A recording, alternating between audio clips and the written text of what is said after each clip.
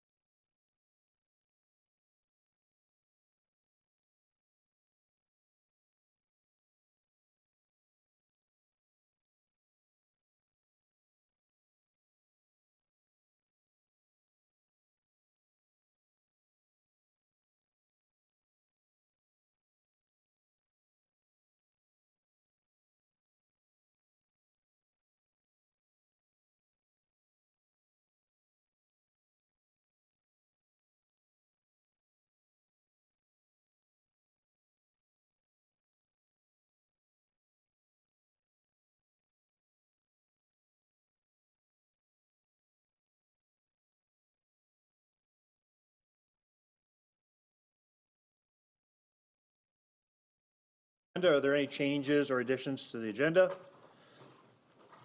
Seeing none, I'll ask for a mover and seconder. Councillor Gale, Councillor Grenier, all those in favor? Opposed, if any? And that carries.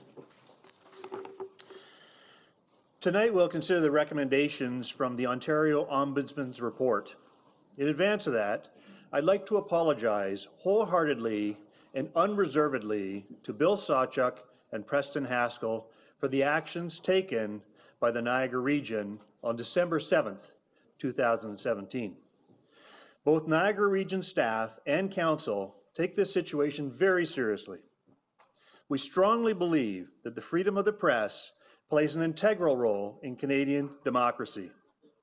We have implemented many of the changes that are reflected in the Ombudsman's recommendation, and tonight we'll consider further recommendations to enhance the process of this council. What happened was wrong, and I am sorry for the events that occurred. With that, I'm going to ask for a motion to get the items for consideration on the floor. Councillor Volpatti. Right. Chair, I'd like to join you in that apology. I don't know how the other people in the room feel, but I was here, and certainly I think we were all part of what happened, and I apologize if there was anything that was wrong that was done to Mr. Sawchuk, to all who were offended in some way. But it's not only on your shoulders, I don't think. I think it's on everyone's shoulders. Thank you very much for that.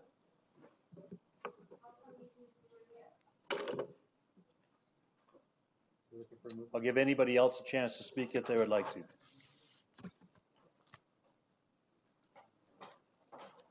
If not, I'll call for the item for consideration. I'll call for a motion. Is there a mover? Councillor Grenier. Is there a seconder? Councillor Volpatti. The item is the CLK 01-2018, being the recommendations from the Ontario Ombudsman's report. Would you like me to go through the recommendations? You see them on the screen. The list for the speaker is open. I'll go ahead and read that. Recommendations that the Ontario Ombudsman's report dated July 2018 respecting the investigation into Regional Council meeting held on December 7th, 2017 be received. that council consider providing a public apology pursuant to the recommendations of the Ombudsman's report. That in accordance with section 239.2 bracket 12 bracket of the Municipal Act, that staff be directed to provide a report regarding the implementation of recommendations 8 through 13 for council's consideration at the regional council meeting being held in September 13th, 2018, and that staff be directed to provide a report respecting the implementation of the balance of the recommendations outlined in the Ombudsman's report to Regional Council. Councillor Quirk. Thank you, Chair. I think we've heard a lot about this report. There's a lot of information coming forward. So at this point, I would call the question. Is there a move to call, there is a motion to call the question. Is there a seconder to call the question? Councillor Volpatti. We will now vote on calling the question. I'm going to ask to use the buttons because I know it's going to be asked for. So why don't we just go ahead and use the buttons to vote? Go ahead. No. Yeah. The vote is open.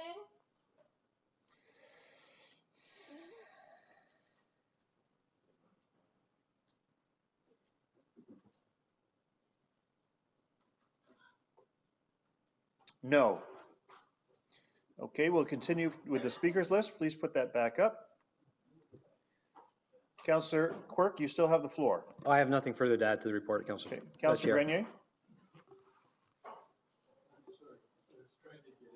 Closed section. But anyway, Mr. Chairman, thank you for your words and that are there and unequivocally supporting the Ombudsman's report. And I think it's, I'm thankful that we're going to be moving forward with this and the recommendations. So just a couple quick questions through you to the CAO. When can we expect the interim report start to be forwarded to the Ombudsman office, and what are the expected timelines for completion of the recommendations? Mr. CAO. Through your chair to Councillor Grenier, in recommendation 14 of the Ombudsman's report, they talk about a 6 months time frame to report back within 6 months and every period thereafter. We believe when we looked at it in conversation with the clerks and legal, we are confident that we could bring back a response to all of the recommendations by September. And there are no issues with respect to architecture of the building. There are some of the recommendations, but we will be working with the Ombudsman office to check out the meeting room and the other provisions that are in his recommendations. Yes. I have one, if I can. I just a comment on this, and I did share this, Mr. Chairman, with the CAO yesterday about my disappointment on the agenda management with respect to this report. Typically, these reports are presented with the advice of solicitor to council as a whole, and then moved into open session for receipt, and council as a whole to do it, having it published 2 weeks ago, and then without comment from us until this evening, only served to amplify the public anger over this particular incident. And I hope that, firstly, I hope we never have an ombudsman investigation again, but I hope that this is a teaching moment and perhaps addressing this through our procedural bylaw so it never happens again that way might be a homework assignment for those that are working on that file. Thank you. Thank you. Councillor Edgar. Thank you, Chair. Chair, I have a couple of questions here. First of all, I'd like to know why there wasn't a meeting. This meeting was not scheduled during the response time indicated in the Ombudsman's report. I'll get the clerk's opinion on. Madam Clerk, can you respond to that?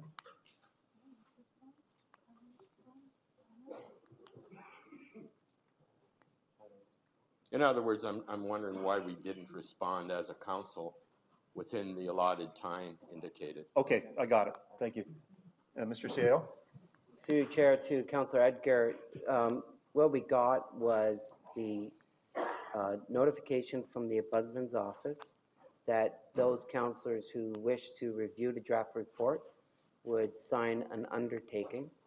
And in that undertaking, there was 2 requirements, that the counselor could respond back directly to the ombudsman by a certain date, and then the second parameter was to return the draft report by a specific date.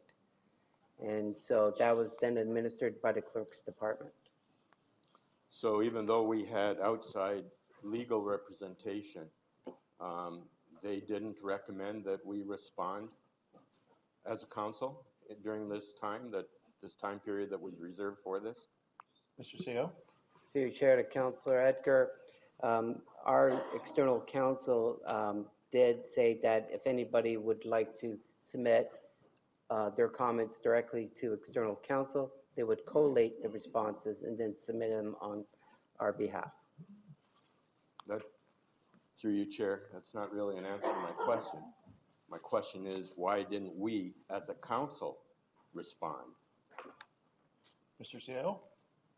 Through your chair to Councillor Edgar, I don't have a response for you. Thank you. Mr. Chair, since we're talking about external counsel, I'm just wondering on whose recommendation this firm was hired? And Mr. why we CO? didn't know, why weren't we consulted as a Mr. council? CO? Through your chair to Councillor Edgar, we did identify to all of council members that we had retained external counsel. After the fact, sir. Maybe after the fact, but we didn't have any input on or weren't notified that we were even thinking of engaging an external counsel. Through you, chair to Councillor Edgar, we retained external counsel on behalf of the corporation. We then retained and engaged external counsel, and you are correct, and thereafter we notified council that that external counsel also provides representation not only to the corporation but to the council members themselves. I'm sorry, Mr. Chair, but I'm going to argue that point. Our first indication that we had external counsel was when we received an email from external counsel suggesting that there's what we should be doing with all of our emails and text messages and how we should be sending them to external counsel so that they would take care of it. We had no idea who, okay, I won't speak on behalf of council, I'll speak on behalf of myself. Unless I was sleeping at a meeting again, I had no idea who this external counsel was, nor what we were supposed to do other than what the email told me. I, for one, didn't use external counsel. I sent them in directly to the ombudsman because I had no idea who she was. So I'm concerned. I want to know why we weren't told about it. Through you, Chair. Through chair to Councillor Edgar, staff are authorized to retain legal counsel within our procurement policy, and then we thereafter notified council. But you didn't notify council, Mr. CAO, through you, Chair. Through chair to Councillor Edgar, we did notify, we retained the firm and we notified council. And we are completely authorized to retain counsel. Councillor, we can fact check that. Would you please? I would sure. like a report on that from staff. Sure. I'd like to see when it was. Sure. Thank you. The rest of my question on that, Chair, is, was there someone that authorized use of this firm? Mr. CO? Yes.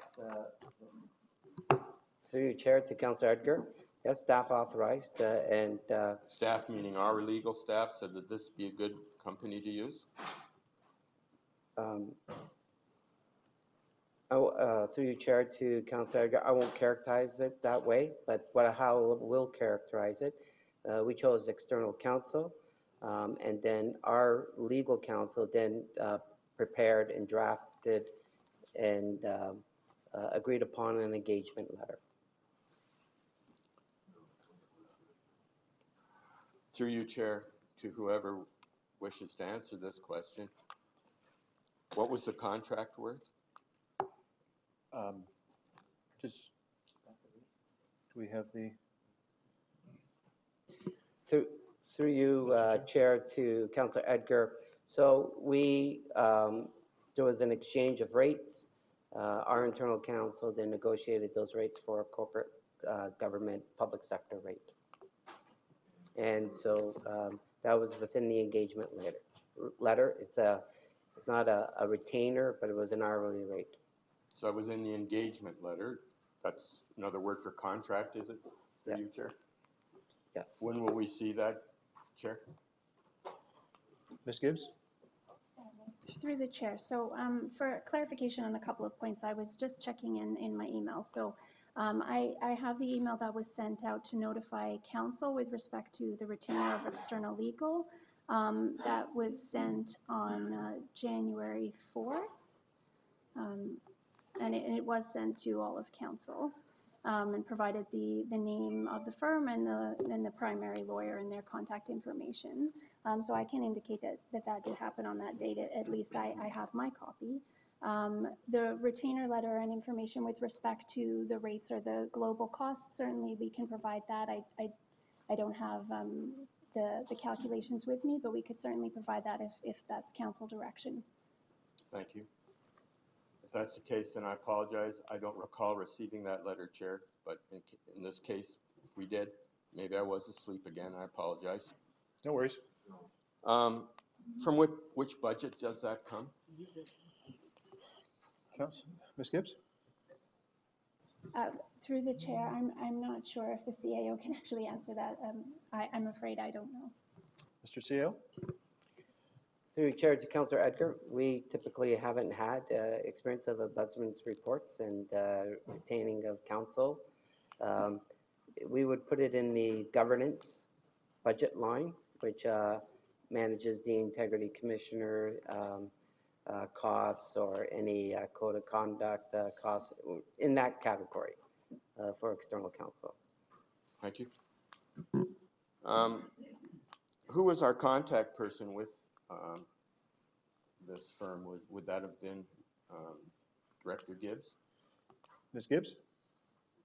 Certainly through the chair. It was both the CAO and myself for purposes of communication with respect to this matter. So, Chair, did Director Gibbs and the CAO direct our outside counsel as to their approach in handling the ombudsman? Ms. Gibbs? Certainly through the chair. So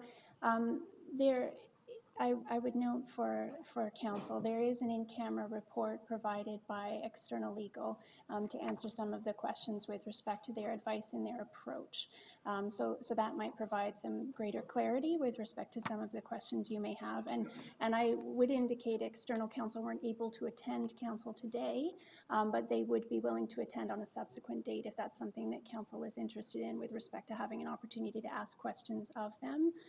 Certainly the CAO and myself were involved in terms of speaking with external counsel with respect to the matter. They provided advice and their recommended approach, and certainly the primary direction in all respects was full cooperation with the Ombudsman with respect to their investigation. Through you, Chair. Thank you, Director Gibbs.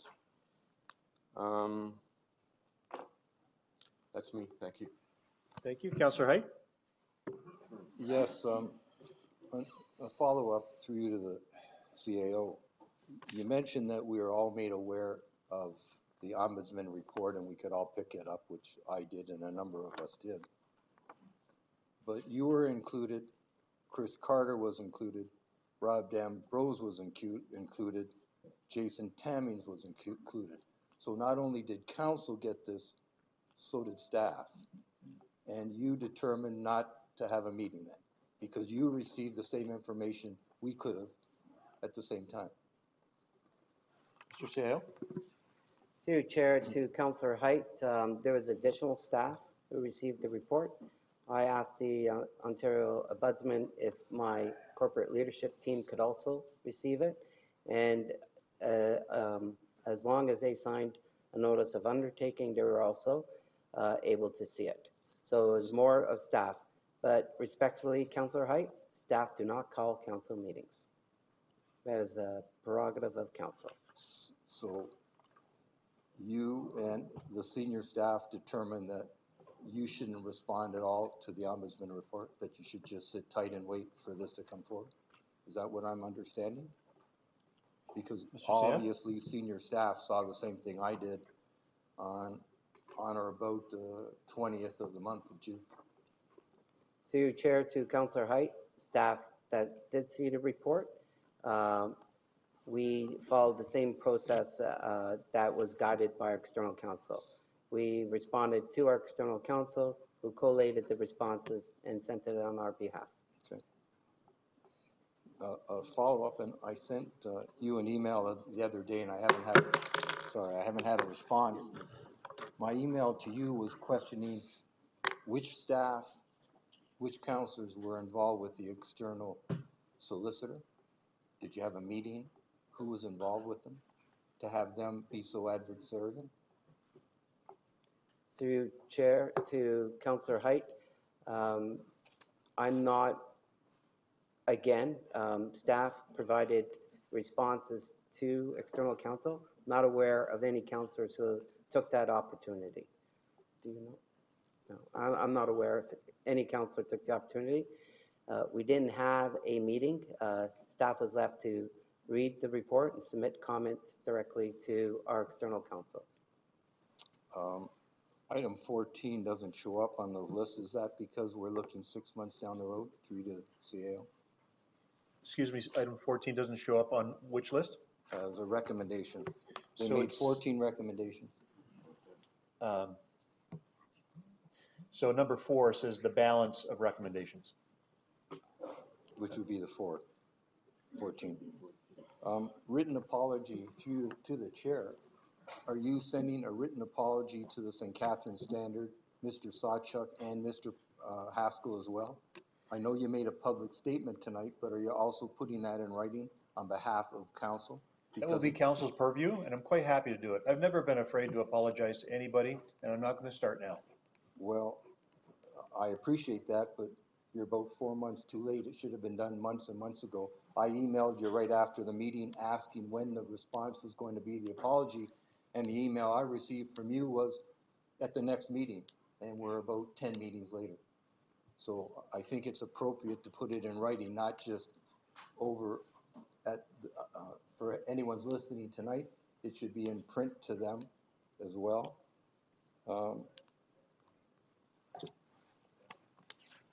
In-camera report, I've asked staff to see that. I felt it was appropriate to look at what our external solicitor was saying prior to us even dealing with this motion or accepting it in whole. And I thought we would have an opportunity to read that information prior to even dealing with this tonight.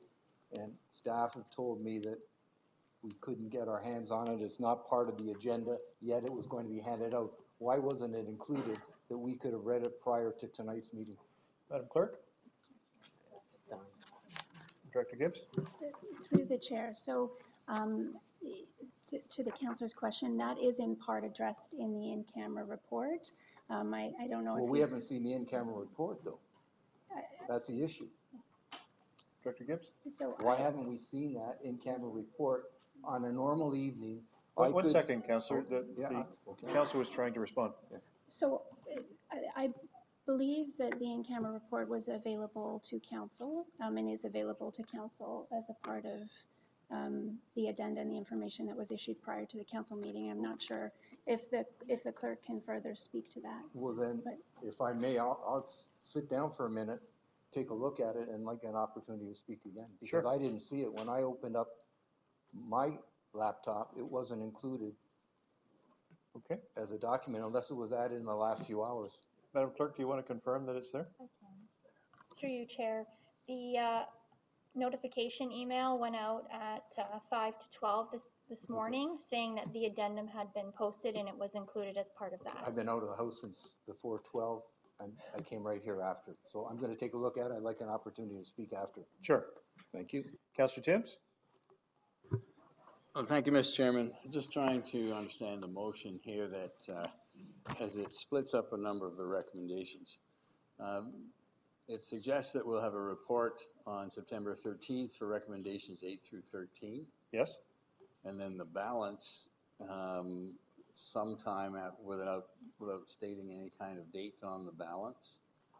And it just occurs to me that, and I would share your apology to the public that you delivered at the beginning of the meeting, and wonder why recommendations 1 and 2 have to wait so long. and commitments to 14 could be resolved tonight. So I'm not sure I'm reading this right, but Let's get it explained, just so we can all understand it properly. please. Mr. CEO? Through Chair to Councillor Tim, so I'll refer to recommendation 14. So it is our intent to follow the request, or the recommendation, I should say, of the Ontario Ombudsman to report on progress to this council and to his office of our implementation of the recommendations. So that's recommendation 14, so that's the timeline. We have a target date for some of the recommendations for September 13th, and then thereafter within those 6 months timeframes. So I can speak to that. On the recommendations 1 and 2, after the statement, there is to be it put in writing and then sent to the individuals. Okay, so we've delivered verbally tonight. 1 and 2 demand a little more than that in terms of what goes out in writing. I wonder if you could help us a little bit with, we took a number of steps in terms of policy change right after the event. We did. I understand the chairman apologized for the inconvenience or whatever the wording was.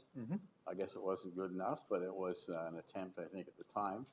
And we did, and the CAO produced for us a number of improvements to the process. And I wonder if you could kind of highlight what's the difference between the improvements we have already approved and the items 8 through 13. I think we did approve retiring to committee room 4 when we go in camera. Right. So if you could help me out with a little bit of, the difference between what we did immediately and what we still have to do. Before the CEO talks, just to be clear, I issued the apology on December the 10th. Right. Mr. CEO? Through Chair to Councillor Tim, so we took a number of initiatives, and not only the events that occurred on December 7th, but some historical events that occurred in this council chamber. The first one, the easiest fix, surprised to even myself, we actually closed the doors at the to the opening doors at around 9 o'clock. Although we have security, the instructions to security is that if you see anybody approach the doors, you're to let them in. But to the Ombudsman's report, members of the public could have been impeded attending a public meeting. So we made an immediate change. Now staff only lock the doors once the council meeting is over. So we addressed that. Second, you can see around his council chambers, there's some signage that we put up respecting the expectations of behavior in his council chamber. We also have, and present here this evening, our Sergeant at Arms, and we also have security outside. And that's based on some best practices in St. Catharines and Niagara Falls. We also put together a checklist that the clerks would go prior to going into in-camera. So as you recall, when on December 7th, when we went in camera, there was items left in the public gallery and there was items left on the media table there. And that is the source of the problem. And now we have a practice that when the chair calls to go in camera, or when council calls to go in camera, we take a break, and the clerks then goes around the room and make sure all personal equipment is removed. Now we anticipate that rather than disrupt the public gallery, that once committee room 4 has been renovated into an anteroom, it will be the inconvenience of council, not the public, because we don't have seating out there in the public lobby.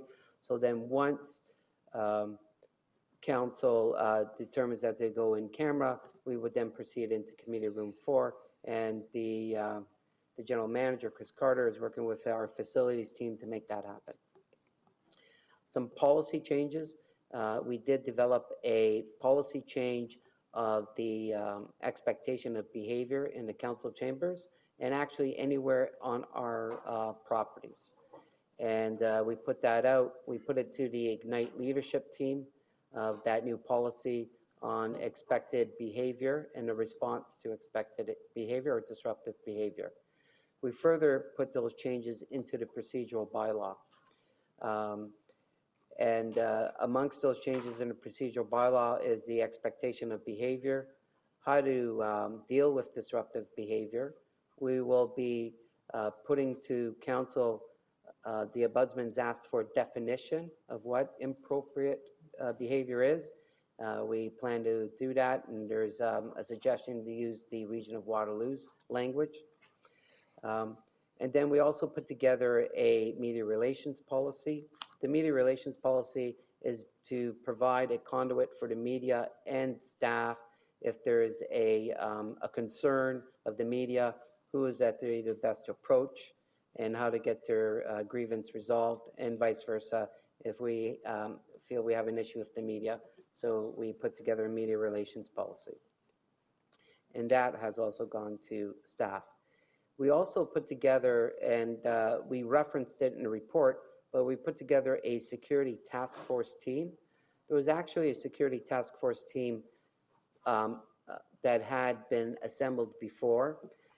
They did some of the recommendations based on a security audit, but not all of the recommendations. What I've done is I've reassembled that security task force. They're looking at all the security audits, and so we're making improvements in the security of the building with additional surveillance and a surveillance policy to follow. So, Councillor Timms, those are just some of the highlights of the changes we've implemented. Councillor Timms? Thank you, Mr. Chairman. I read the report pretty thoroughly, and it was very helpful in terms of filling in a lot of the gaps most of us would have had about, understanding what went on that night, because most of us weren't party to big chunks of it. So it was very helpful that way. And I specifically am, I think impressed with the steps we've already taken that seem to me come very close to many of the recommendations in here, and some of them need to be, as you say, the report on the 13th can come to us quickly because they're fairly minor adjustments to what we've already done. I was pleased to see council make this decision. I think it was going to cost us $50,000 to make committee room 4 ready for us, and that would certainly go a long way to solve this problem in the future. And there was a discussion, maybe it was in the interview in the Standard with between Mr. LaFleche and Mr. Dubé about the regular course of a municipality hiring a lawyer when these kind of things happen. And there was the discussion about the lawyer was very helpful and very cooperative. And then at some point when we had on it, we had the advantage, the region, I guess what is said is the region had the report. The lawyer had the opportunity to respond for us. And I guess that's one of the concerns. It sounds like the lawyer may have overstepped bounds or been a little too aggressive in defending the actions or the policies of the region. So the questions, I think, are important for us to understand what direction we're given, but it is clear the standard practice whenever these things occur that the ombudsman expects the municipality to hire a lawyer. So I don't think that's an issue, and I don't think that we need to get into having a council meeting in order to decide which lawyer we're going to hire. That would be a little cumbersome, I think, but I take the point this was a special case and maybe would have been warranted, but the ombudsman wasn't concerned about the fact that we hired a lawyer, just concerned about that lawyer's conduct. So the question I think Councillor Edgar was asking, and Councillor Height, about who instructed the lawyer to be aggressive. So those remain unanswered, unanswered because this council, we haven't really received a good answer on that point yet. But just to, I guess, to finish up that, I think we're going to move ahead with the anteroom notion. That'll solve most of the problems. And we need to understand that apologies are intended, the best intentions were there. Lots of mistakes were made. They have been acknowledged, and I think when we pass this motion tonight, we will as a council acknowledge the mistakes were made and that action is going to be taken to correct those mistakes. So I do hope that we can resolve this matter tonight by passing this motion. Thank you. Thank you. Councillor Easton? Thank you very much, Mr. Chairman. Mr. Chairman, the report obviously is very high level. Um, I'm very interested in the comments that the CAO made about the processes that are in place. I certainly would have appreciated seeing those earlier, given the CAO's background in emergency management, because there were certainly many, many gaps that existed here and could have used his expertise in risk assessment. However, we're moving forward.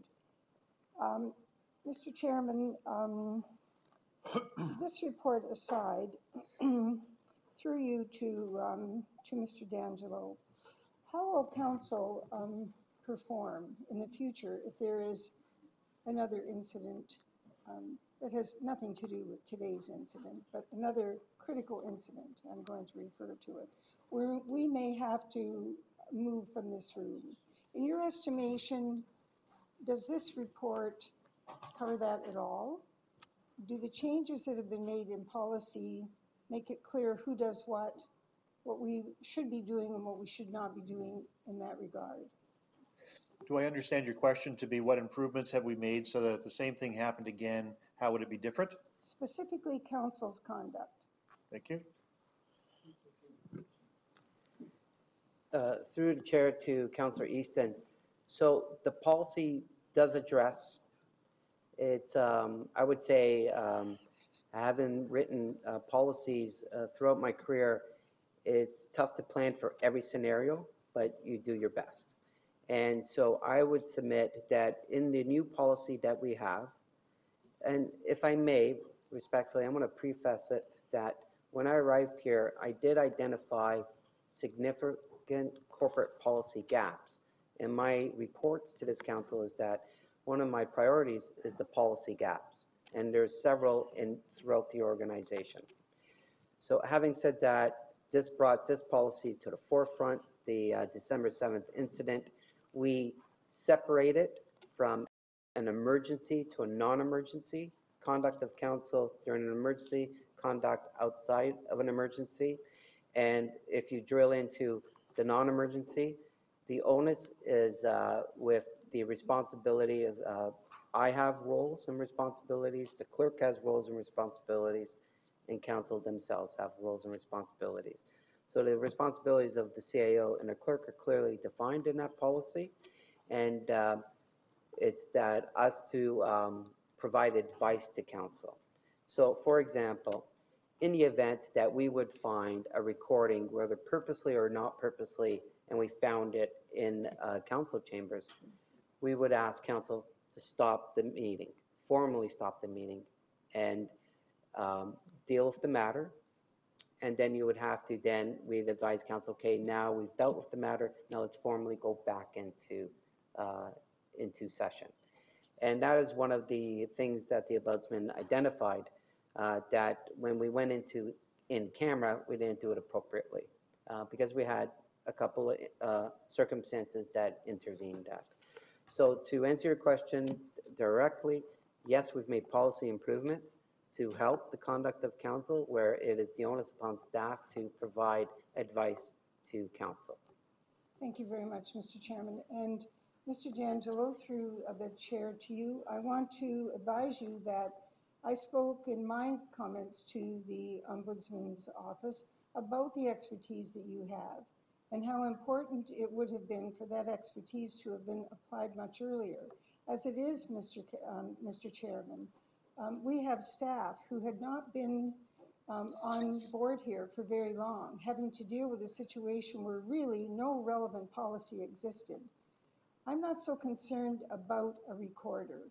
I'm concerned about the situation where somebody arrives here with a weapon or somebody arrives with a bomb. Then I want to know that somebody is saying, Councillor Easton, out this door. I know enough to zip it up and get out the door within 15 seconds. That's very important to know. We can't just sit around and leave it to the individual, the councillor, to decide what they're going to do. This is a matter of move it. And I want to know that these policies in the future are going to be very, very clear on this matter. Thank you. If I could just If I could just add, Mr. CAO? Through your chair to Councillor Easton and to all of council, absolutely. We don't have active gun protocol here. When I looked at the security audit, it was a well-done document, and there's a number of reasons, but they were never implemented. So we actually deliberated it at our corporate leadership team today on capital improvements. We're going over the $165 million capital budget.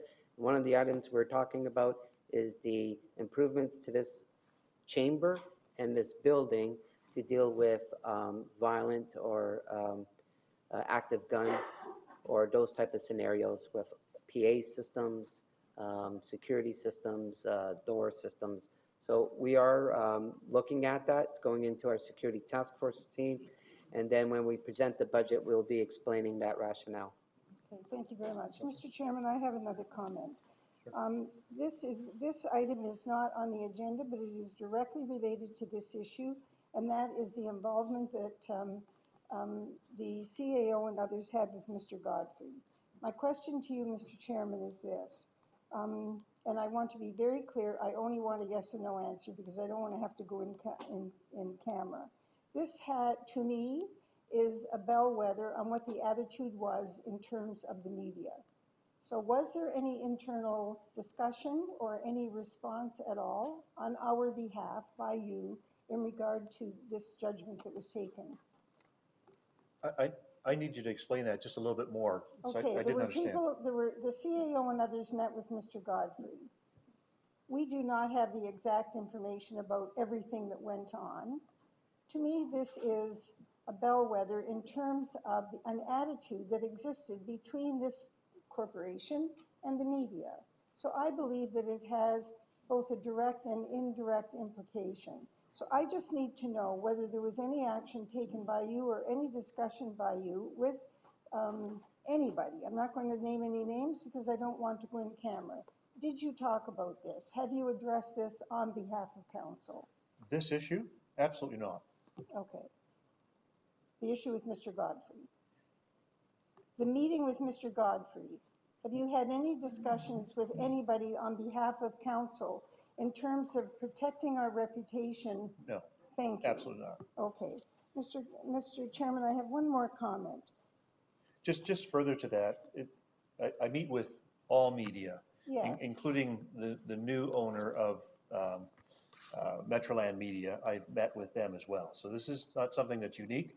It's something that I would reach out and meet with every media head as the head of Niagara Regional Council. Very good, Mr. Chairman, and I was not questioning your integrity in that matter. I was questioning whether or not you had an aha moment and said, good God, what's going on here? Why would you have had a meeting like this and don't do it again? That's what I'm referring to. Mr. Chairman, I also, you know that I have a very, very strong intent as the head of council around the executive authority of council. And I just want to make a comment that I believe that this situation and the hiring of the lawyer, although I fundamentally believe it was an operational matter because of the circumstances around it. And I also understand from checking with our own integrity commissioner that there are lawyers who are not very happy with Ombudsman, and they're not very happy about the whole integrity commissioner situation. It was referred to me by the IC that these are called black reports. And so I was very concerned that we didn't hear more about this because I believe that there was not risk per se, but I think the situation with having to make that hiring and seeing how it was unraveling was sufficient that it interferes with the executive authority of council. We are not to be put on the sidelines here. I don't need to explain that to you, Mr. Chairman, but I want people to understand. We do not come here to sit on the sidelines and wait for someone to give us information when they feel like it. We carry a burden of responsibility in terms of ensuring that the correct decision is made, and we cannot do that when we don't have the information. Absolutely. So thank you very much for the opportunity to speak. Thank you. Councillor D'Angelo? Thank you, Mr. Chair. Some of my questions have been answered, but I still have a few more here, but I apologize for getting here a few minutes late. And you mentioned that you made an apology. Was it a full and frank apology, or was it for an inconvenience, just for clarity, because I wasn't here? The one you did today, not the one you did December 10th. I think I used those words. Let me just check. Full and frank. Let me put it that way. Wholehearted and unreservedly. Okay, all right, that answers that question. There were some questions around the external legal counsel, when and who, when it was selected, who was selected. That was sort of answered. A question I didn't quite get an answer to, or maybe I didn't hear it, was how much money have we spent to date on this issue using that external counsel? And we, that question was asked earlier, Councillor Gibbs? Certainly, through the chair. I can provide that information subsequently. I just don't have it today, but I can certainly provide that information to council. When would we be able to get that through, Mr. Chair? Ms. Gibbs? I could do it tomorrow. Okay, thank you. It's just a question of tallying it. I would just note through the chair, and my apologies, that it would just be what we have to date, like the bills we have to date, but I can certainly tally that and provide that tomorrow. Can you answer through Mr. Can you answer the question? What's the hourly rate for the external counsel? That was asked earlier as well. Ms. Gibbs? So again, through the chair, my response would be the same. The same as what? She will get it to you tomorrow. Okay, with that, okay. All right. Okay. A couple of the other ones were answered. One of the questions I have now with the report that's in front of us, item number 2, that council consider providing a public apology pursuant to the recommendations of the Ombudsman report. I'm a little confused on that. Is it council asking the chair and the CAO to do the apology based on their actions, or is it council apologizing for the CAO and the chair for their actions? As I said earlier, I've never been afraid to apologize on behalf of council, and I'm not going to start now. So pursuant to your recommendation to me, I will do what council recommends. Okay, well, given the fact that you're looking for a recommendation, I just happen to have one here. So I'd like to amend number 2 that states that council direct the chair and the CEO to make a written public apology based on their actions pursuant to the recommendation of the Ombudsman report. Is there a seconder? Councillor Hodgson? Okay. Comments or questions? Councillor Volpatti? I'll wait to see the amendment, and then I can ask my question. Thank you. Mr. Chair, I have it here if the clerk wants it. So. Mr. Carter? Can you grab that? Yes. Mr. Timms? Would the intent of that then meet the requirements of the recommendations 1 and 2? That was really what I was trying to get earlier, so we don't need to delay adopting recommendations 1 and 2. Can you ask your question one more time? Does this apology, as suggested by Councillor D'Angela, meet the requirements of the recommendations 1 and 2 in the Ombudsman report? Okay. Mr. CAO? We don't need to delay that, I don't think. Yes, please. Through your chair to Councillor Timms, the recommendation number 1 says that the regional municipality of Niagara should provide. It doesn't identify the chair or the CAO. Having said that, so I'm happy to do that. Yeah. Having said that, the chair and the CAO can issue an apology on behalf of the regional municipality of Niagara. Well, I don't have it in front of me anymore, so as soon as it's typed up in front. No, the intent is the individuals, the CAO and the chair, to apologize for their actions that evening. It wasn't regional council's actions, it was their actions that they should be apologizing for. They're the head of council, they run the meetings, unless we challenge them. So, okay, through you, Mr. Chair, sorry about that. Councillor? I'm right here, Councillor Volpatti. Okay. I was there that night too, Councillor Volpatti. We've been civil so far, so let's keep it civil. I guess we can speak to the amendment, but Councillor, Councillor you are right. I am the head of council, and I do take responsibility for that.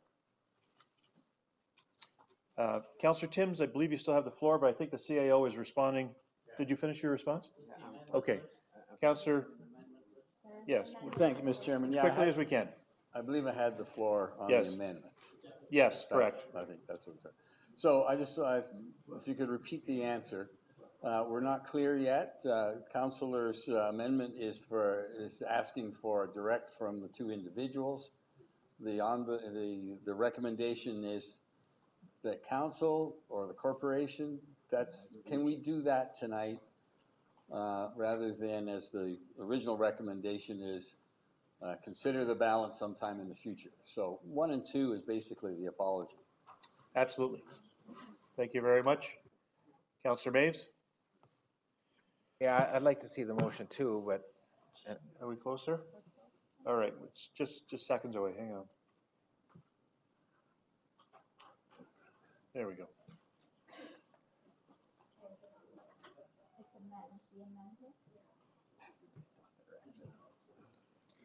so, yeah, Chair, I'd like to speak to this. Does this then, to the mover, remove council from participating in that apology and make it just the chair and the CAO? This is to the mover of the motion, Councillor D'Angelo. Mr. Chair, through you, as we all know, the chair speaks on behalf of council, so when the chair is apologizing, he's apologizing for himself and for council.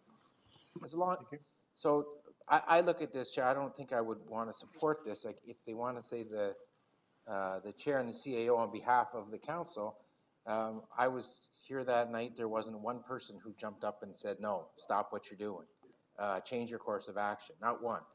And so if we're trying to, by this motion, say, here, you two guys wear this, that's cowardly and I won't support it, because not only did no one stand up and say, stop what you're doing, you're making a mistake, some people cajoled the CAO and the chair to take the actions they took while inside the room. I don't think anyone went outside the room and participated, but if you're trying to pass it off on two people, that's cowardly, and I will not support that, Chair. So I'd like to know what they really mean by this, and I think council participated. No one said stop. No one said you're making a mistake, so we all wear it. And I'm not going to support something if it says we don't wear it.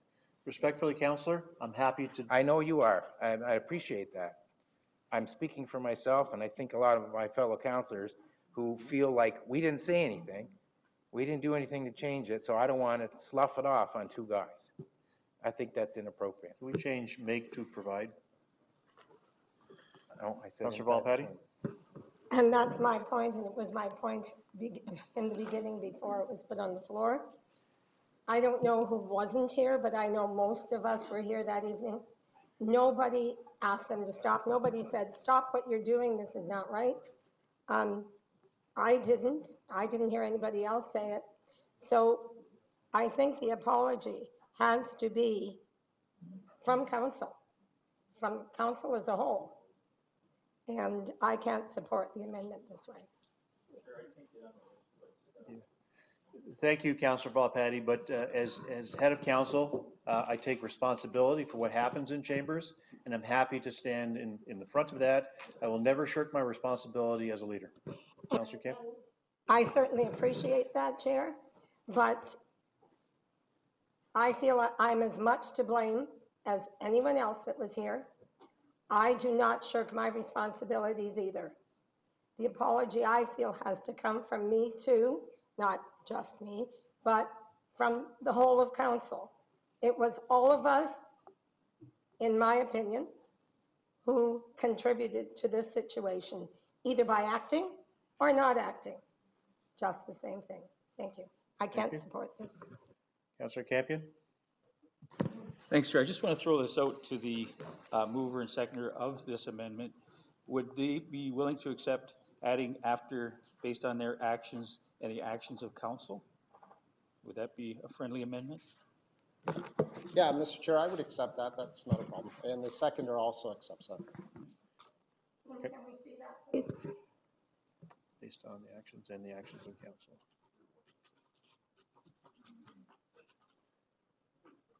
Thank you. That's the second amendment, so it's the limit to the amendments, if that's okay. Okay. Thank you, Councillor. Councillor Redicott? Thank you, Chair. I don't know what's wrong with the wording of recommendations 1 and 2 of the Ombudsman. I mean, it makes it pretty clear. you are the regional chair. When you make an apology, you make an apology on behalf of council. I think that's appropriate. Whatever fault people might find in those who took the bull by the horns that evening, that's a separate issue. We're all here, we're all collectively responsible. Unfortunately, whether we like it or not, we're here. So I won't support this because I think it drifts away from what the ombudsman is saying, which I think is that we all should be apologizing for the conduct that occurred. As Councillor Maves has said, none of us stood up and said, hold your horses. I must say I was quite fascinated by what was going on that evening and somewhat in awe, shock and awe, I guess would be the phrase. But I won't support this because we're all responsible. You're the chair. You apologize on behalf of the council. If we feel that we need to do something else about staff, that's a different issue, in my opinion. And it's not covered by recommendations 1 and 2, which I think are adequate. Thank you. Councillor Augustine? I think we should just use it. Thanks very much, Mr. Chair. Just reviewing the Ombudsman's report. The Ombudsman's report does speak to chaos that was occurring in the chamber during that closed session. There's some items here about some councillors suggesting that maybe the materials not be taken, that maybe a picture be taken first, etc. So kind of rising on a point of privilege that some have said that nobody did anything. I think it was a chaotic time, and I think some members of council did suggest certain actions not be taken, and they were. So now to the amendment, I think it's important, you know, the Ombudsman's report doesn't differentiate necessarily in the recommendations, although it does in the text, identifies actions of specific individuals, but he doesn't in the recommendations do so. He uses the words frank and full apology, and we should probably include a frank and full apology based on the actions of the council. So I'm asking the mover and the seconder if we include the language that the Ombudsman used in his report, which is a frank and full written apology based on the actions of council. You okay with that? Mr. Chair, yeah, I'm fine with that. Also, the seconder is fine with that. Okay. Please add that in. Councillor Rigby? Thank you, Mr. Chair, and I guess it's a committee meeting. We don't have to stand. It's a council meeting. Council meeting, sorry. Yeah. Okay. Looking at the Ombudsman's report and the recommendations, item 1 refers to, and I know I'm talking tonight, the amendment, refers to an apology to the journalist. And item 2 says to the blogger. So that's not what I'm seeing on the amendment. Okay. So are we moving away from what's been recommended in No. states? No. Well, we're just trying to reflect it properly. Can I see how that was? There's no mention in item 2 about apologizing to Mr. Haskell. So, well, it does say pursuant to the recommendations of the Ombudsman's report, which is clear in what it says in there. Yeah, and that says the regional municipality of Niagara should publicly apologize to the citizen blogger for rushing to judgment and failing to follow a fair and reasonable process when it expelled him from council meeting and seized his personal property. Right. So if you can read what's on the screen here, it says pursuant to those recommendations. In other words, in accordance with those recommendations. I get the point. All right. So it would then, when we send out in whatever form that apology, it will include that. Correct. Thank you. Councillor Senzik? Thank you, Mr. Chair, and I don't want to belabor the point that Councillor Rigby was mentioning just there. Could I just ask the clerk, through the chair to the clerk, who decided to craft the first recommendations? And where I'm going with this is, we do have recommendations that we could have acted on immediately today, 1 and 2. Why didn't we use the language that was submitted by the Ombudsman report? And I realize it says pursuant to, but why wouldn't we have just lifted the the two recommendations out of the Ombudsman report, 1 and 2, which is the apology, with the description of the apology? And why would not that have been presented to council tonight? So, I think we've tried to do that with the language that was there pursuant to the recommendations, but I'll ask Ms. Gibbs if she has a further explanation. So through the chair, recommendations 2, 3, and 4 simply reference pursuant to the recommendations of the Ombudsman report. We did not repeat them, given that the entire report was attached. So we certainly could have indicated recommendations 1 and 2 specifically for further clarity, and council can certainly seek an amendment to further clarify that if that's of concern, but it was simply, the intent was to reference the recommendations. Okay, so through the chair, it would have been much more appropriate, I think, just to have at least the first 2 recommendations that deal with the apologies to have been on the screen. We would have said, yes, you made your apology, done. We wouldn't have had an amendment because it would have been frank and full, and it would have addressed the concerns by Councillor Rigby, which is the names of the individuals that were infringed on here would have been on the screen and we would have been done. So through the clerk's office, through the chair to the clerk's office, in the future, or to legal, it would be helpful if we actually have the recommendations from a report like this that would be put on the floor. So I don't know who made the decision to change it or who made the decision to put pursuant to, but I think moving forward, it would have been simpler for us as councillors just to have those at least 2 recommendations on the floor. Thank you. Seeing no more speakers, I'll call a question on the amendment. Councillor D'Angelo, you have more? Yeah, it's been mentioned a few times, so just for clarity, do you want to put at the end recommendations of the Ombudsman report, item 1 and 2, so it's clear it ties into it? Sure. I think that would be helpful.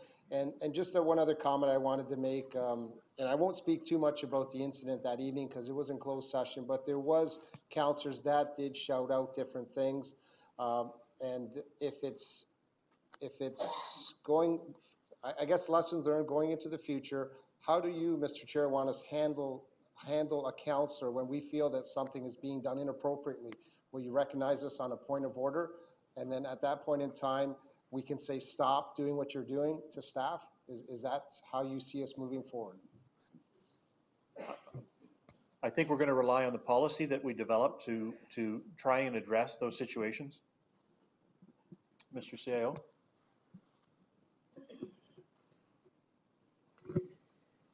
Through you, Chair, to Councillor D'Angelo, we can look at the policy to what you're referencing to. But currently what the policy does is that if we see disruptive behavior or we see something out of sorts or not in the normal course of business, we have a series of steps. It's first the Sergeant of Arms, if it's something with disruptive, or it's the clerk, and in their absence, it's myself. And in the event that you're seeing me doing something that you feel is not in sync, then that would be your course of action to raise a point of order and call the attention to the chair. Okay, that's all I was looking for clarity, so it's a point of order and bring it to the attention of the chair. Thank you, Mr. Chair. So on the amendment, I'll call the question. All those in favor? Opposed, if any? And that carries. Back to the main motion. Okay, are all those speakers to the main motion? If you're not, just say so and we'll move on. Mr. Chair, I'm done speaking. Thank you. Councillor Sendzik? Thank you, Mr. Chair. I guess there's just really 3 points that I want to touch on related to the Ombudsman report, which is a very well-written report. And upon receiving it and reviewing the final report, it was very clear in outlining the event as it occurred on December 7th. It was very thorough in its investigation. I was one of the councillors that was questioned by the Ombudsman. I thought the process was fair, it was open. When the report came out, it was one of those reports where you go, this is how an investigative report should be written.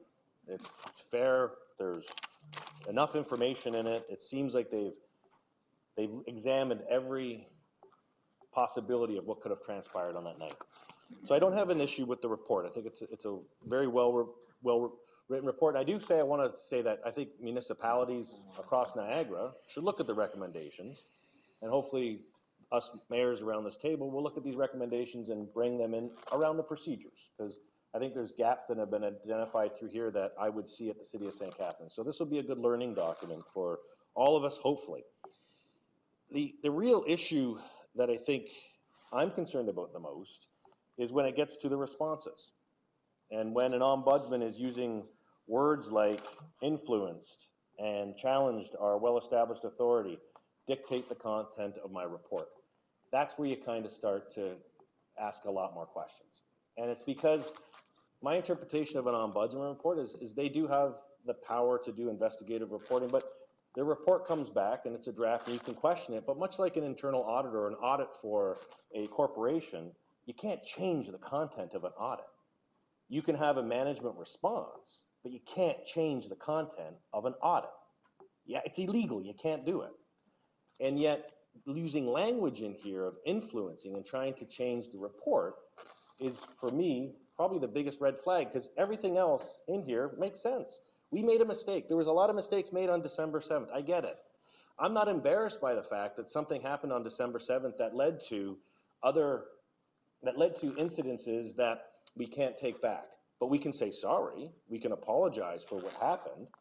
So I don't want to fixate on December 7th because this report, I think, closes the gap. But I do want to talk about the interference. I want to talk about how someone was trying to influence a report. So through the chair, I want to ask legal counsel, who was the direct report from this corporation to external counsel?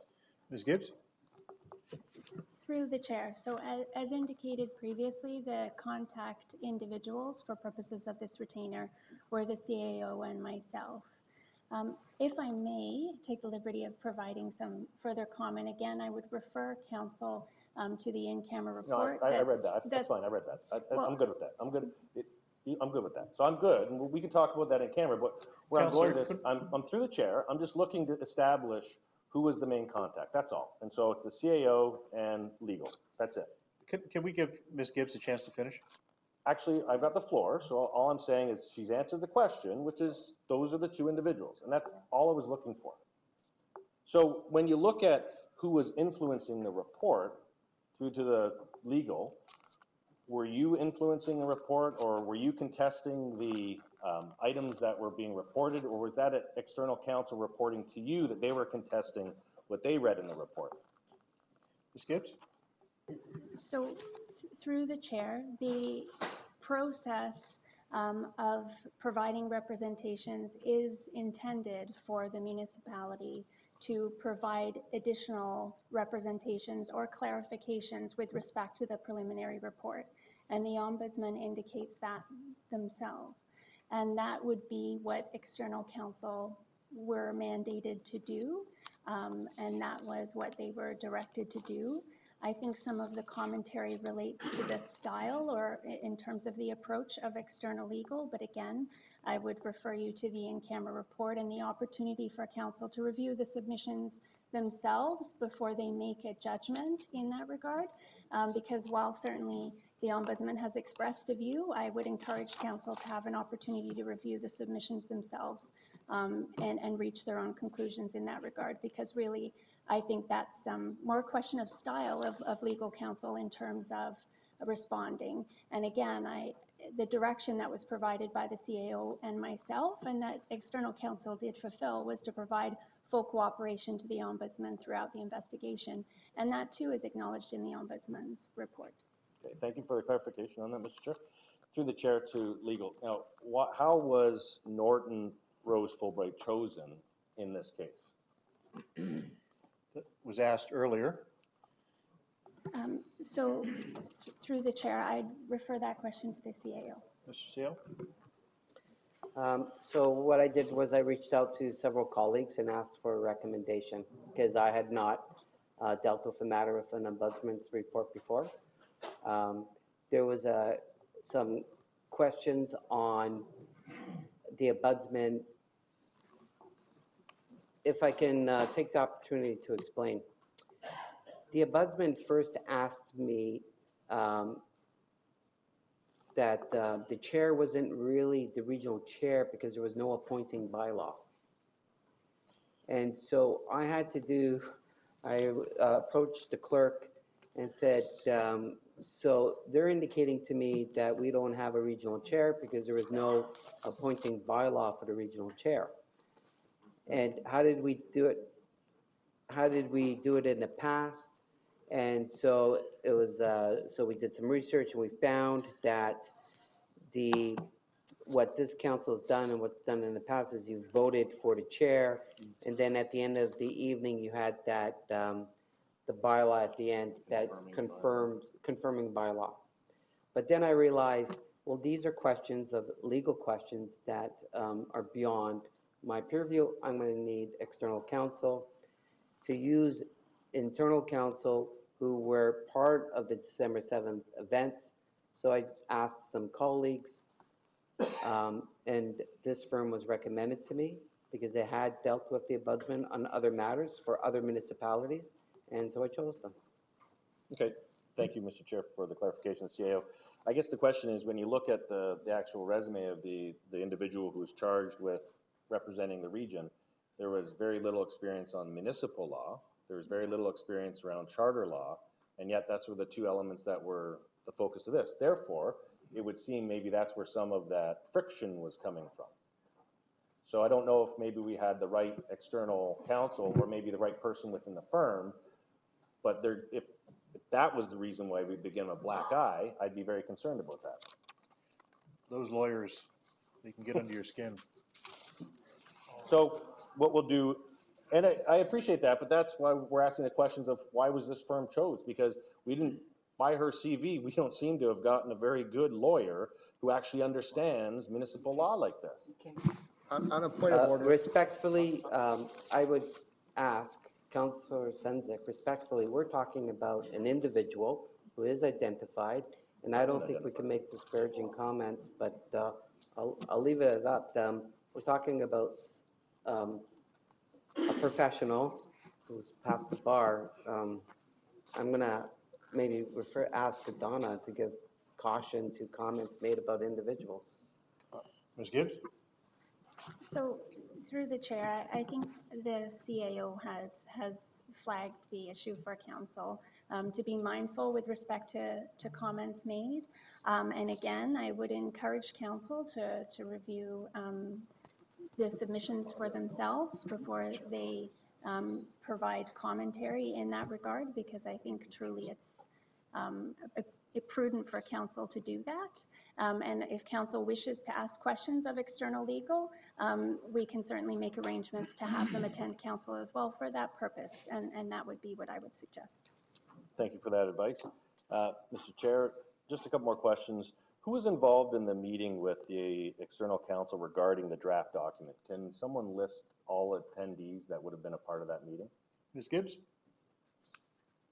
So through the chair, I'm not aware of a meeting. I believe the CAO has reviewed the commenting process to some extent.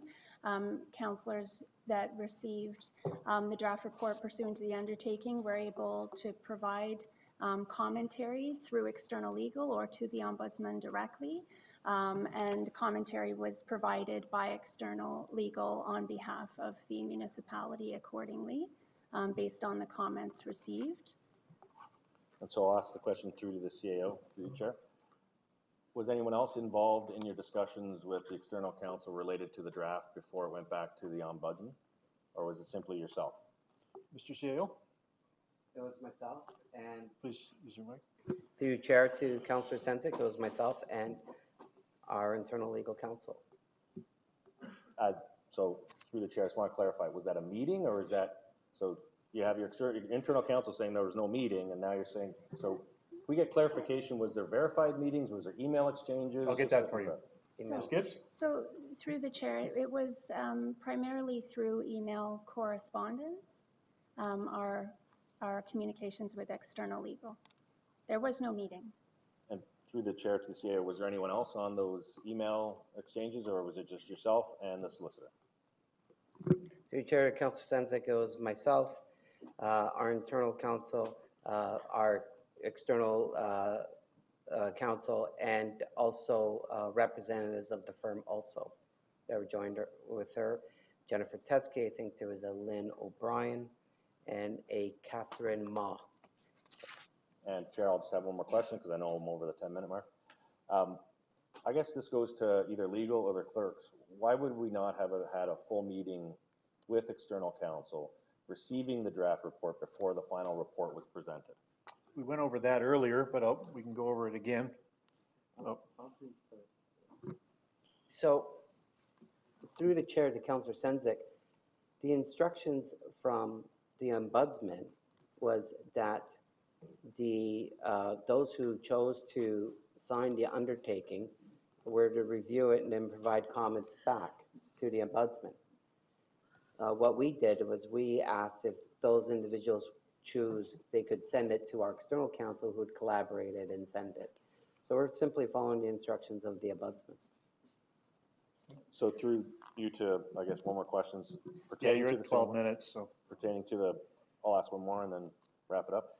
So what you're saying is that through to, I guess this would be the legal or the clerk's office, as your experts under the Municipal Act, is that we are entitled under the Municipal Act to meet to consider this report, and yet we didn't do it. So why wouldn't we have met previous with external counsel? It seems like we missed a step here. Ms. Gibbs? So through the chair, I'll do my best to answer the councillor. So one thing I want to call the councillor's attention to was the matter of timing. So the draft report was delivered around about June 11th or 12th, and comments were due on June 29th. So there wasn't a regularly scheduled council meeting within that time frame with an opportunity to have the matter on the agenda. Therefore, it would have required the call of a special meeting, which can be by a petition of council or at the call of the chair. Given that council were made aware of it, it was within the purview of council to make that determination. It's an option. It's not a mandatory requirement.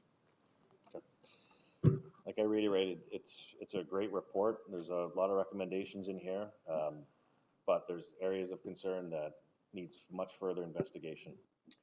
Thank you. We are up against another meeting. There is a long list. If you still have questions, if you can keep them brief, I appreciate that. Councillor Marshall? I did have some questions, but they've largely been answered, and there's such a list. I think I'll defer to my colleagues. Thank you. But I do want to say we made some serious errors that night, and we're endeavoring, given similar circumstance, to resolve and remedy that.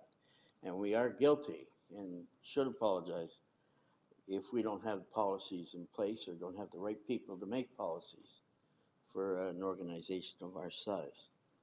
Thank you. Councillor Campion? Councillor Sendzik, ask my questions. Thank you. Councillor Maves? Thank you. Councillor Volpatti? Thank you. Councillor Redicott? Thank you very much, Chair. And I just want to start by saying that we often get material at an untimely time, but we don't have an opportunity to review it. This is another example. So like many of the councillors here, I didn't have a chance to take a look at what's in closed session. I'm trying to browse through that while I'm listening to everybody else asking questions about this report. And I think it's unfortunate, and it's been going on for 4 years. And I know that it's material that's important to have for this meeting. It's just unfortunate that we often are faced with that. I did want to just follow up a little bit with respect to the external counsel that was hired. And when that external counsel was hired, I presume there was some type of mandate or retainer or letter of direction. Is that the case? Mr. Seo? Yeah, that is correct. Through you, Chair, to Councillor Redicott, there was an engagement letter, yes. I'd be interested in seeing that. Maybe other members of council would. And if I may, Councillor Redicott, I'm sorry, I lost my train of thought, sorry. Okay. Carry on. Chair, I also find it curious that we don't know right now what the hourly rate is for the lawyer. I mean, everybody knows how much they pay their lawyer. And sometimes they don't appreciate it.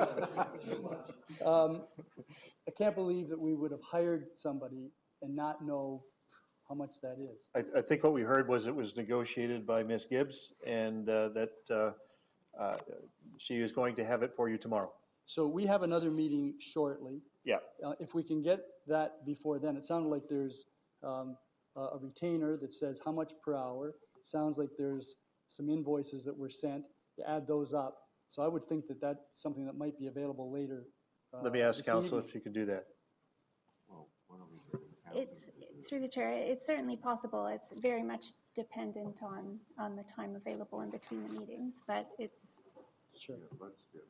I did, just to deal with the recommendations then, in looking at recommendation 3 here, in the reference to recommendations 8 through 13, if we just look at them, I don't understand why we can't deal with 8, 10, and 13 tonight. 8 is the regional municipality of Niagara should ensure that any resolution to close a meeting states the exceptions relied upon and a general description of the subject matter to be discussed in closed session. We all do that. We're all obligated to do that. And I think the issue here is something came up during the course of a meeting, and perhaps we need to, well, the Ombudsman says that we need to be precise. We all know that. We have to be precise about what it is that we do when we go into closed session. So I would think that we can deal with that this evening. That's a matter of practice that we should, as a matter of form, be following. And I think what we heard earlier from the CAO was that we've already implemented a number of the recommendations without even seeing the report. It's just a matter of course, and I'm sure we would implement them just as soon as possible. Well, let me finish and then I'll come back to that. Sure. Item number 10, the Regional Municipality of Niagara should make audio or video recordings of all closed meetings of council, its local boards, and committees of either. I don't know about other municipalities. The town of Fort Erie does that on the recommendation of the Ombudsman. It just seems to make sense because no one can then question what went on in closed session because it's recorded. It doesn't have to be a video, simply an audio. And then it's clear who said what, when, in case any issues arise. Again, I don't see why we can't deal with that tonight. Agreed. And then number 13, the Regional Municipality of Niagara should train its staff on the procedures for locking doors and ensuring public access during meetings. I believe that's done. So then we don't need to refer to it here because it's already done. But we should, so I would like to amend the recommendations that we move forward with recommendations 8 and 10 and adopt them. Okay, I was going to suggest that we add a bracket at the end of number 3, just saying the ones that we've already implemented, but go ahead. Through your chair to Councilor Adcock, let's say, for example, the number 13. So we've made the changes in place. What we would like to do is to show it to the Ombudsman and to show it to the council that those changes have actually occurred. So the direction to staff, the memo to staff, and those type of parameters. You know, that we've changed the automatic. So we would like to formalize it, put it in writing what we've done. So that's why. We've already done it, that's why. But the second, when it comes to the other ones, what I was discussing with the clerk, we wanted to make sure the procedural bylaw, we were just going to do some checks and balances with the procedural bylaw, make sure we're complete, like you should follow the proper way to go in closed session. Well, we have it in currently in our procedural bylaw. So as to your point, we should just agree to that because that's the recommendation. We were just suggesting that we do those final checks and balances in our procedural bylaw, make sure nothing was missed. That was the intent. I think it would be preferable, Mr. Chair, if I might, I think it would be preferable if we adopt these recommendations and then let staff worry about the procedural bylaw and put it in those bylaws. Then it's shown that because I agree with Mayor Senzik. You know what happened? It's regrettable. It happened. So let's learn from it and move on. And I think the sooner we do that, the better. Could you give me those numbers again, just so we're clear? I had 8, 10, and 13. 8, 10, and 13. Okay. Let's see what we can do. 2 more and it's bingo. Councillor Augustine? Thanks very much, Mr. Chair. Certainly, I appreciate the report and the opportunity to discuss the report before us and commend the Ombudsman for as Mayor Senzik said, a very comprehensive study of what happened that evening. I too was was shocked about what the changes from the preliminary report to the final report, especially in relation to the external legal. So I have some questions about that external legal. I understand that we were given notice on January 4th that we hired this external legal. When was it that the region actually hired this lawyer with no municipal experience? Ms. Gibbs? Through you, Chair, respectfully to Councillor Augustine, I gotta caution of making references on the characterization of a bona fide legal firm, and I can't comment to that. Okay, I'm just looking for the date that we hired them. Well, that's not what you asked me. You asked me, and you put some qualifiers in that. I can't respond to that in a public forum of a reputation of a firm. I can't answer that, whether you want a part question or a full question. Okay, thanks. I was just looking at the partners. There's no municipal experience on the part. That is a fact. So my question is, what's the date in which we hired this lawyer, this firm? Engagement letter? Ms. Gibbs? I don't know. I don't have the date with me through the chair, I'm afraid. But We can get it for the next meeting. The Ombudsman reports states, and we're going to receive it, the Ombudsman report characterizes that our external legal used an adversarial approach. We've heard earlier that it was the internal lawyer and the CAO that directed the external lawyer. Which one suggested that we use an adversarial approach? Through Chair to Councillor Augustine, I'm going to take objection to the way you're framing your question. So we advised the external counsel to cooperate fully with the Ombudsman. So the Ombudsman report says that that didn't happen. Are we going to do something about that? If you were to go into closed session, there is some explanatory notes from external counsel in that regard. Okay. So I did ask for a copy of the letter that the lawyer sent to the Ombudsman. I guess it's going to be circulated, is it, when we go into closed session? Through Chair to Councillor Augustine, so the timing and Councillor Redekop, when I had that brief lapse of moment, I recall, we were checking with the Ombudsman because when we submitted the letter, it formed part of the report, and there was an option whether the Ombudsman wanted to include our response or not. And so we were having dialogue with external counsel. Do we need to go to the Ombudsman's report to release it?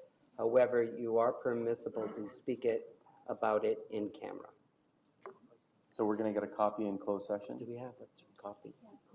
Yes. Okay, thank you. The Ombudsman report says that 5 councillors or 5 recipients of the report provided comment directly to the Ombudsman. Do we know how many gave comment to the external legal directly, councillors and staff? Ms. Gibbs? through the chair, I do not know that. The external legal was made available to all councillors. Any councillor could have reached out to them at any time through the process directly. That was made available to them. Okay, that's fine. Regarding the special meeting, Mr. Chair, we heard it's not council's staff's responsibility to call a meeting. That was recommended. So did I hear Ms. Gibbs say that it was either the chair's role or a majority of council's role? Is that correct? Ms. Gibbs? So through the chair, that's in the procedural bylaw for council. Okay, thank you. I had asked the clerk, Mr. Chair, whether there was going to be a meeting. I encouraged that there be a meeting to discuss the report. I think it's usually standard practice as the ombudsman outlines, and it's usually the chair or the head of council that would call a meeting, so thank you. There was a report this week, Mr. Chair, about with a letter to the editor from a former employee. And I don't know if the CA was able to comment on that. on that letter and that report. We're actually dealing with the ombudsman's report, so why don't we just stay focused on that? It's regarding the apology. Is the CAO able to provide any comment on that?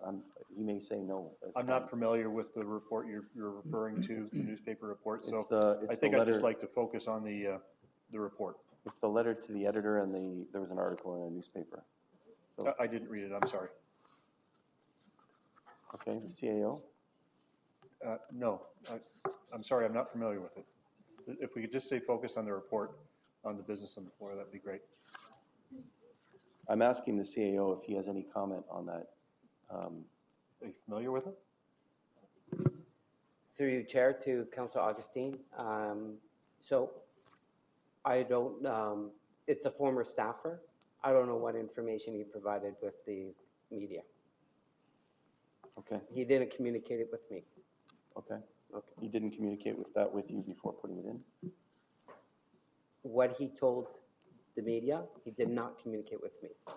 Okay, thank you.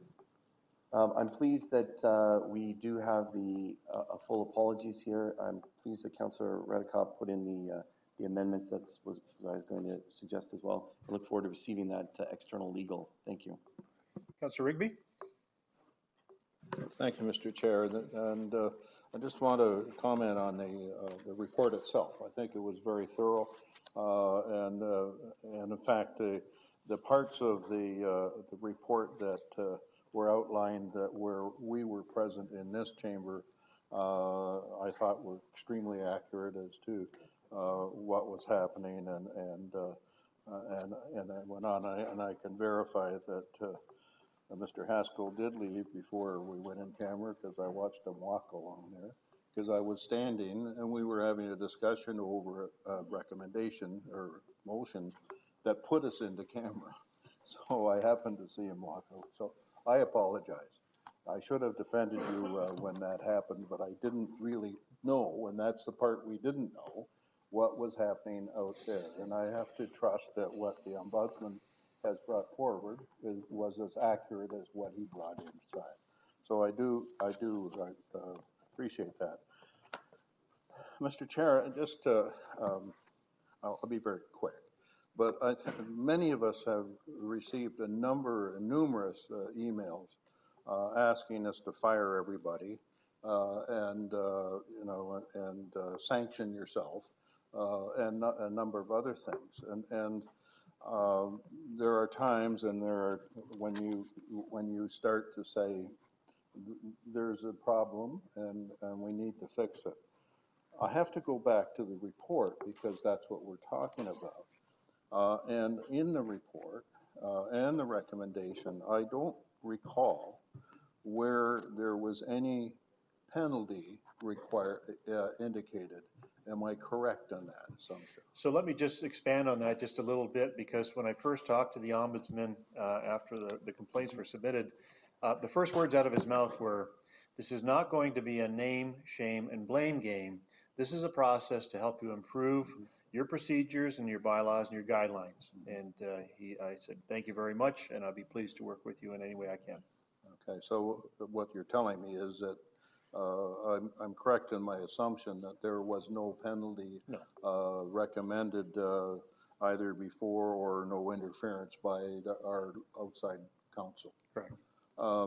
The report in the end is very clear, and I think the recommendations that have been acted and will be enacted are very positive. I think we have to, in the future, is take a very hard look at the direction we're going and making sure that we can clean up the messes that we have been faced with. You know, we're here for an hour and a half, 2 hours, and it's not something that one likes to get used to. And this council is having to spend a lot of time on issues and which really evolve about respect and integrity and the things that we should all be holding dear. I think we have to work very hard. So the future, as we go forward, I'll certainly support the recommendations that are here. and we'll look forward to seeing them. Now, I do have to ask for some assistance, because I certainly cannot pull up any of the in-camera items that we need to be discussing. It just doesn't seem to want to do it for me. Okay, I'll have somebody try and help you. Councillor Burrows? Thank you, Mr. Chair, and very briefly, there's been a lot of discussion about external counsel, and some of my questions have been answered to that position, but my question is through you to the CAO. I understand that the CAO does hire, through staff, does hire legal counsel many, many times on many different projects. Yes. But in hindsight, when it involves the CAO, when it involves us as council, would it have not been a better idea to maybe consult with council on who should be doing this work? Mr. CAO?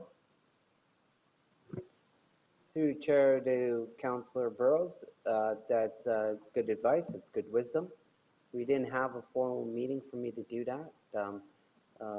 And so I made the decision on behalf of the corporation to retain legal counsel. No, and I understand that. We've heard a lot about it.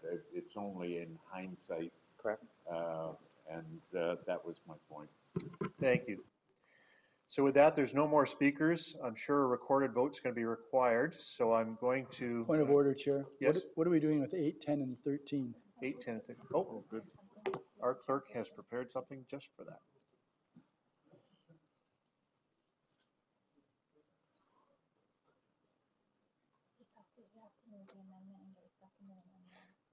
We'll call, Councillor Redekop will call that an amendment. Can you get a seconder? Is there a seconder for the Councillor Burrows? All those in, well, let's have a read of it and then I'll call a question.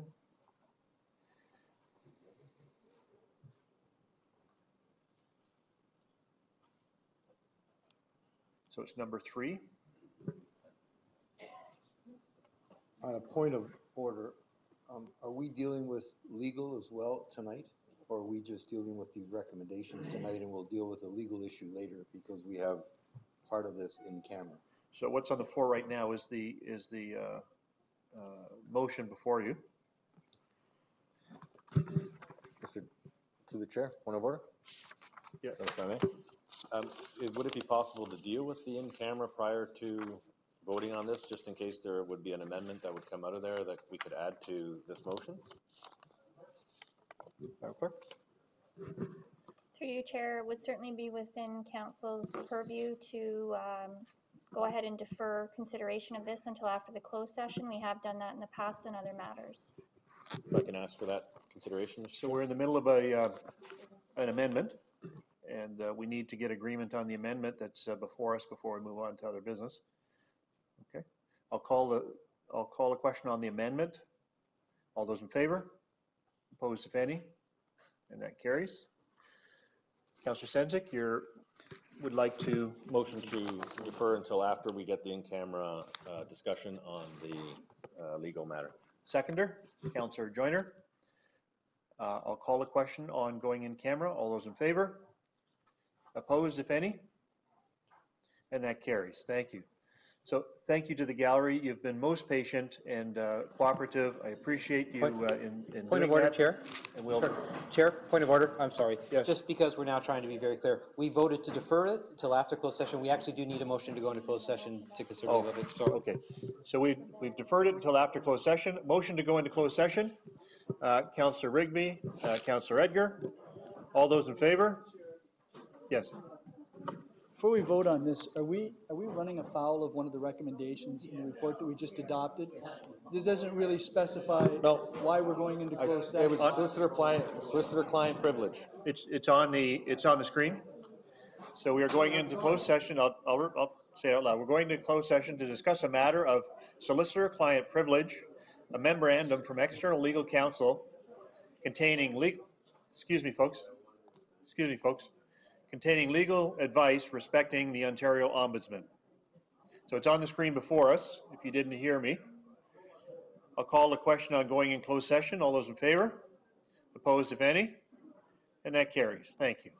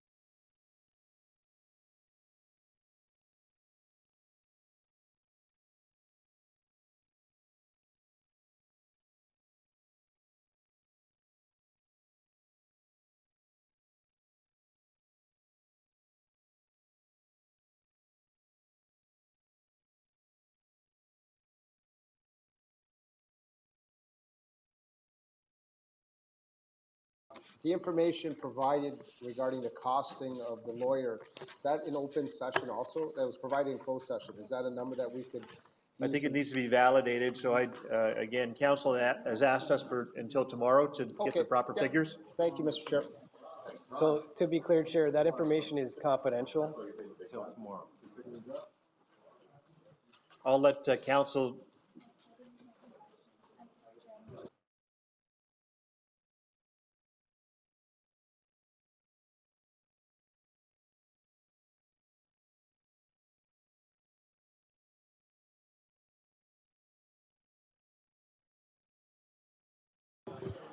Okay, let me know that when we're in open session so we can finish off what we've got to do.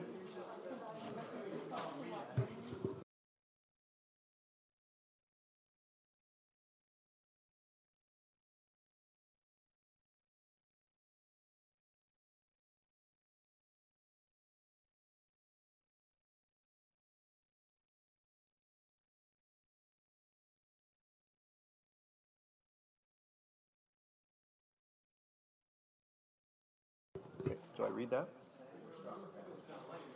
Okay, are we in open session? Are we now in open session? Okay. Please find your seats.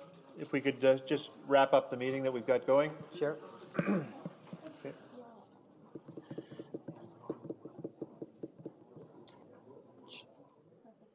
Okay, could you please put it on the screen?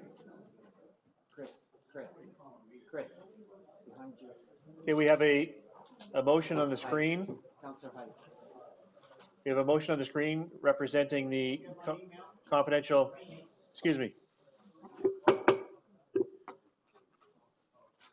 Is there a mover and seconder for the motion on the screen? Councillor Timms, Councillor Easton. Would you like a recorded vote before pardon me? Speak to the motion, please go ahead. Just very briefly, and I understand the things. My understanding is that our goal is to be able to release this to the public, and I know this motion says that we're going to seek Ombudsman's consent to release a letter dated June 29th from external legal counsel. Do we not also need to make a motion to release closed session information as well to the public? Should that not be an amendment to this motion? Because the whole point of seeking their consent is so that we can share the correspondence to the public as well. So I'm not sure if that's captured in the intent, or once we have Ombudsman's consent, do you want to then make the motion at that time? Madam Clerk? Ms. Gibbs? So through the chair, if I'm understanding the councillor correctly, I believe the intent is to release it to the public. So it could just be affected perhaps by an amendment to release the letter from external legal counsel to the public, or publicly release. Yes. And I think that's the point, Chair. I think when we have closed session items, I think we actually do have to formalize that by motion that we plan to release or make closed session items public.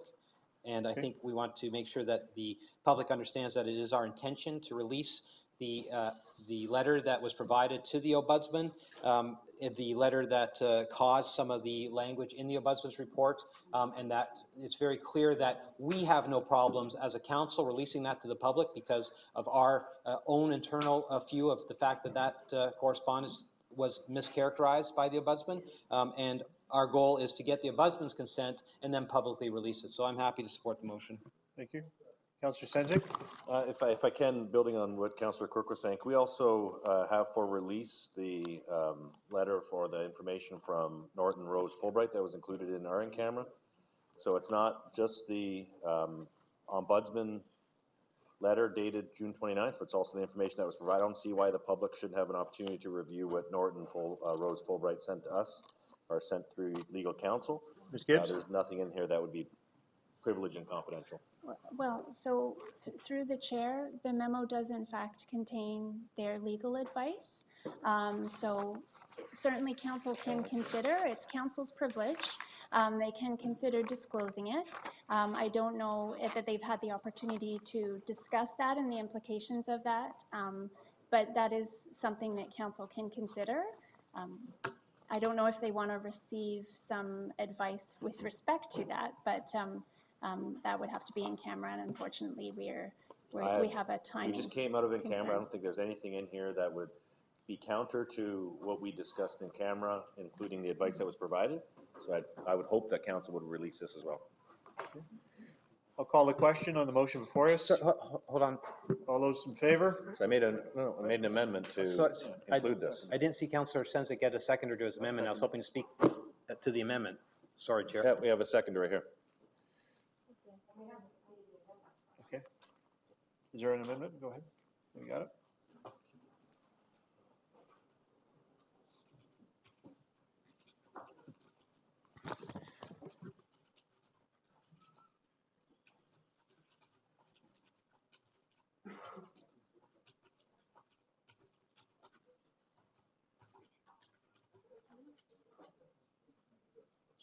Okay. Is that correct? Councillor Quirk? So very briefly to the amendment, Chair, the memo in question clearly says for in-camera use, and it is solicitor-client privilege documentation. And while we are seeking the Ombudsman's consent to public release the letter that we sent on their behalf, I think it would be only fair that we allow staff or legal counsel to talk to external legal counsel to see if they have an objection, provided that both are released in conjunction. I think if you release one and not the other, I think that is does a disservice to our external counsel. If the Ombudsman comes back and says, we're not going to let you release the letter because it's part of this investigation, then the memo is out of context and actually would then jeopardize the external counsel as well. So I think it requires the consent of both the Ombudsman to release the letter, and I think it requires the consent of external counsel to release their memo. So as long as that's clearly understood that that would be the direction staff would take to interdict it, I can appreciate that. Okay, I can see the mover nodding his head saying yes. So if we could just add external legal counsel's consent and external legal counsel's consent. Okay, if we made any spelling mistakes, we'll correct those. I think we've got the essence of it in the number. Okay, so I'll call the question on the motion before you. All those in favor? Opposed, if any? And that's carried. Back to the original motion.